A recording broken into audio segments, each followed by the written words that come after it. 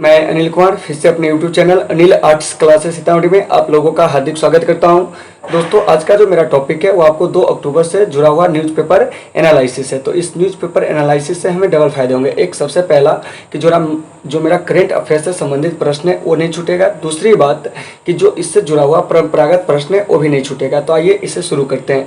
तो आज हम सबसे पहले चर्चा करेंगे एनी बेसेंट के बारे में, क्योंकि एनी बेसेंट का जो जन्म हुआ था वो आपको 1 अक्टूबर 1847 को लंदन में हुआ था और ये आपको भारतीय राष्ट्रीय कांग्रेस के अध्यक्ष बनने वाली प्रथम महिला थी। तो कभी कभी आपसे प्रश्न पूछ लिया जाता है कि भारतीय राष्ट्रीय कांग्रेस की जो प्रथम महिला अध्यक्ष बनी थी वो कौन थी, तो आपको एनी बेसेंट बनी हुई थी। ठीक है, कब बनी थी? तो 1917 में आपको कांग्रेस का जो कलकत्ता अधिवेशन हुआ था उसमें इन्होंने पार्टी की अध्यक्षता की थी। अब है कि ये सबसे पहली बार क्या हुआ था कि भारत के बारे में जो अपना विचार प्रकट किए थे 1878 में, लेकिन क्या हुआ था कि वर्ष 1893 में क्या हुआ था कि मद्रास में के जो अडयार नामक एक शहर है वहाँ पर क्या हुआ था कि थियोसॉफिकल सोसाइटी के जो वार्षिक सम्मेलन हुआ था उसमें वो हिस्सा लेने भारत आई और इनको भारत का वातावरण इतना अच्छा लगा कि ये भारत को पूरे मनोयोग से क्या कर लिए, अपना लिए। इसके अलावा 1907 में इन्हें थियोसॉफिकल सोसाइटी का अध्यक्ष भी चुना गया था और वर्ष 1933 में इनकी मृत्यु जो थी वो आपको भारत में ही हो गई। आइए अब हम बात करते हैं कि आज ही के दिन यानी कि 1 अक्टूबर 1854 को क्या हुआ था कि भारत में आधिकारिक रूप से डाक टिकट जारी किया गया था। तो देखिए, तो भारत में जो डाक टिकट जारी किया गया था उस समय जो भारत के गवर्नर जनरल थे वह आपको लॉर्ड डलहौजी थे। तो कभी कभी प्रश्न पूछ लिया जाता है कि रेल, डाक, तार यह सब किस गवर्नर जनरल के शासनकाल में शुरू हुई थी, तो यह आपको लॉर्ड डलहौजी के शासनकाल में शुरू हुई थी और यह वही लॉर्ड डलहौजी हैं जिन्होंने क्या किया था कि राज्य हड़प नीति को क्या किया था, अपनाया था और इसके तहत उन्होंने सबसे पहले को क्या किया था कि अपने साम्राज्य में मिलाया था। तो कभी कभी प्रश्न ये भी पूछ लिया जाता है कि राज्य हड़प नीति का शिकार जो पहला राज्य था वो कौन था, सतारा था और अंतिम राज्य जो था वो आपको अवध था।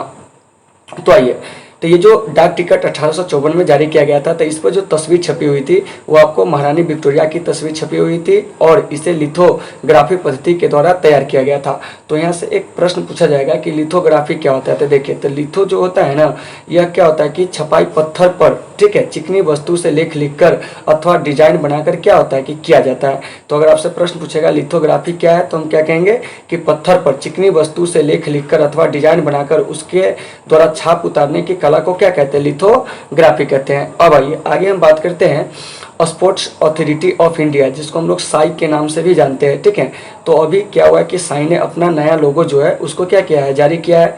तो यहाँ से हम समझते हैं कि आखिरकार ये साई क्या है। ठीक है, यानी कि स्पोर्ट्स अथॉरिटी ऑफ इंडिया। ठीक है, तो साई का गठन 1982 में हुआ था और यह भारत सरकार के खेल और युवा मंत्रालय के अंतर्गत कार्य करता है और इसका जो मुख्यालय है वो आपको नई दिल्ली है। तो कभी कभी प्रश्न पूछ लिया जाएगा आपसे कि अभी के जो केंद्रीय खेल मंत्री है वो आपको कौन है, तो वो आपको किरण रिजिजू है। ठीक है, तो इस चीज़ को भी आपको याद रखना है कि भारत के केंद्रीय खेल मंत्री कौन है अभी, किरण रिजिजू।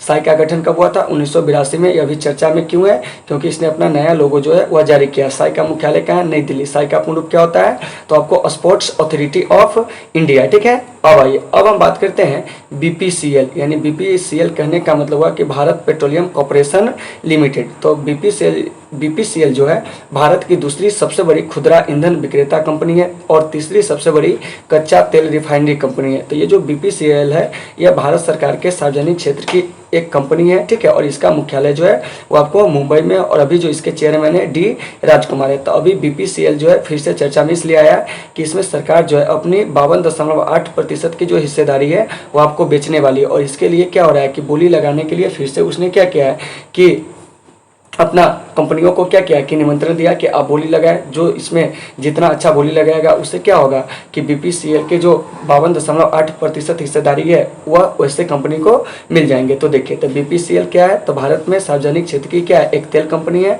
और यह भारत की दूसरी सबसे बड़ी खुदरा ईंधन विक्रेता और तीसरी सबसे बड़ी कच्चा तेल रिफाइनरी कंपनी है।